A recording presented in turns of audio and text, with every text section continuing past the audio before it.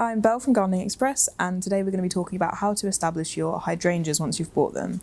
So if you found the perfect hydrangea for your space, you're going to need to know how to properly take care of it once you have it in your garden. So one really common mistake that people make with the hydrangeas and new plants generally is that they'll keep them in the nursery pot that they come in for far too long, which is fine. They'll live in their nursery pot, but they won't thrive. They don't have enough space to grow properly. So whether you're planting it out in the ground in your garden or in a different pot, it is important that you transfer it out of the nursery pot quite soon after you get it. Another element that you need to consider is when to plant your hydrangea. So hydrangeas actually can be planted at any time of year, but it depends on the quality of the soil that you're planting it in. If the soil is frozen or too wet or too dry, this can be quite damaging to the roots and generally detrimental to the plant. So the best seasons are actually autumn and spring because these have the most middle ground kind of weather, and these risk factors are much lower. You can plant it in the summer.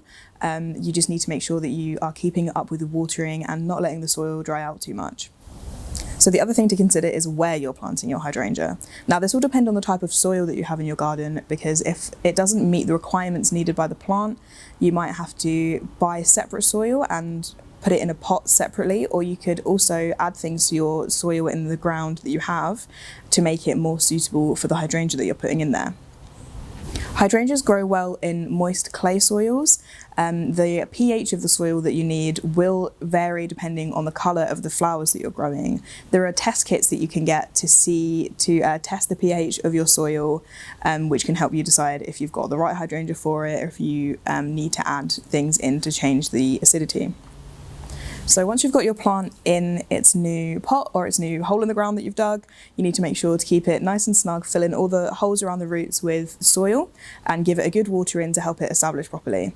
Hydrangeas like growing in a mix of morning sun and afternoon shade, so anywhere in your garden that suits that will be perfect. One last thing you might need to know about establishing your plant is if you plan on moving it. So if you've changed your mind about where it is once it's already established, don't worry, you can move it and establish it somewhere else. You just want to do it properly to make sure that you don't damage the plant in any way. So an important thing to do is to dig the hole first of the new location, so that once you've got it out the ground, it doesn't stay out of the ground too long and you're quite ready to get it back in the ground. So digging up your hydrangea, you're going to make sure that you keep as much of the root system intact as possible.